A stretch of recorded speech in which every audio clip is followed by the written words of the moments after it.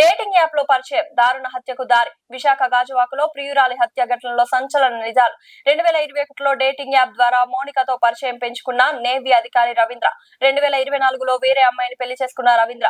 అయినా మౌనికతో కొనసాగిన వివాహేతర సంబంధం. భార్య కాన్పు కోసం పుట్టింటికి వెళ్లడంతో మౌనికను ఇంటికి పిలుచుకున్న రవీంద్ర. వీరి మధ్య గొడవ తలెత్తడంతో పథకం ప్రకారం హత్య. గొంతు పిసికి హత్య చేసి మృతదేహాన్ని మాయం చేయాలని ముక్కలు ముక్కలు చేసిన రవీంద్ర తల చేతులను అడవివరం రోడ్డులో పెట్రోల్ పోసి తగలబెట్టి మొండెం భాగాన్ని ఫ్రిడ్జ్ లో పెట్టి కాళ్లను సూట్ కేసులో పెట్టిన రవీంద్ర అనంతరం తప్పించుకునే మార్గం లేక తమకు లొంగిపోయాడని తెలిపిన గాజువాక పోలీసులు.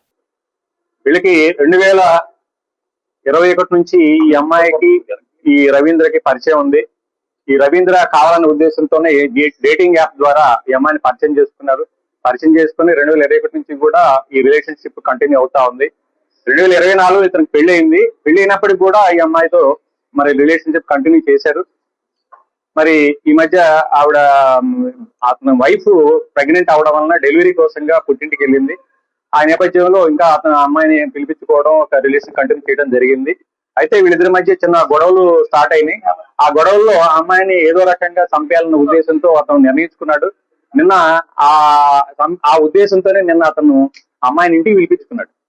అప్పుడు ఇది మన ఎల్వి నగర్ లో, గాజువాక ఎల్వి నగర్ లో కీర్తి ఎన్క్లేవ్ ఫ్లాట్ నంబర్ 102 దాంట్లో ఇతను ఉంటాడు. అతను ఒంటరిగా ఉంటున్నాడు ఇప్పుడు ప్రజెంట్.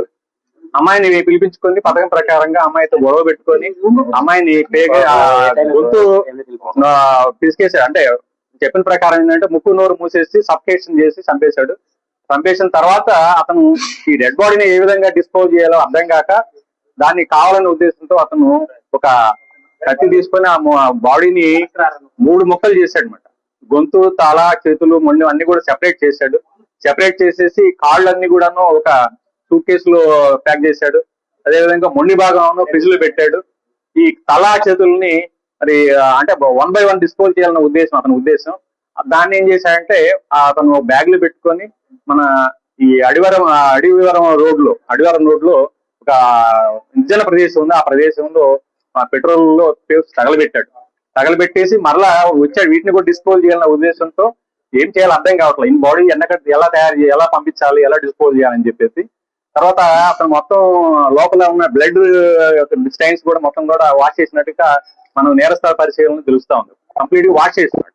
అంటే ఏ విధంగా నేరం బయటపడకుండా తప్పించుకోవాలన్న ఉద్దేశం అతను కనబడతా ఉంది. తర్వాత ఇప్పుడు ఈ డెడ్ బాడీస్ లో ఉన్న ఈ భాగాలు ఎలా డిస్పోజ్ చేయలేక అతనికి దిక్కు తెలియలేదు. ఈయన ఏం చేయాలో అర్థం కాక అతను పోలీస్ స్టేషన్ కి వచ్చి సరెండర్ అయ్యిందే తెలుస్తా ఉంది. అయితే ఈ విషయం తెలుసుకున్నది తల్లిదండ్రులు ఈ రోజు పోలీస్ స్టేషన్ కి వచ్చి వాళ్ళ మౌనిక తల్లిదండ్రులు వేణుగోపాల్ వాళ్ళ ఫాదర్ పేరు, ఆయన వచ్చి కంప్లైంట్ ఇవ్వడం జరిగింది. ఈ ఫాదర్ వచ్చేసి ఈ మన చిన్న కాంట్రాక్ట్ టీచర్ గా పనిచేస్తారండి పెందుర్తిలో. అందరూ కూడా టీచర్ ఫ్యామిలీ అనమాట. మదర్ ఫ్యామిలీ టీచర్ పనిచేస్తాడు. అయితే ఈ అమ్మాయి డిసీజ్డ్ ఈ మౌనిక ఈ ఇంటర్ వరకు చదువుకుంది. పంజాబ్ నేషనల్ బ్యాంక్ లో ఏదో ఆఫీస్ సబార్డినేట్ గా పనిచేస్తుంది. అంటే కాంట్రాక్ట్ బేసిస్ టెంపరీగా పనిచేస్తూ తర్వాత అప్పుడప్పుడు ఖాళీ సమయంలో ఈవిడ ఈ మ్యారేజ్ ఈవెంట్ కూడా అటెండ్ అవుతా ఉంటుంది అనమాట.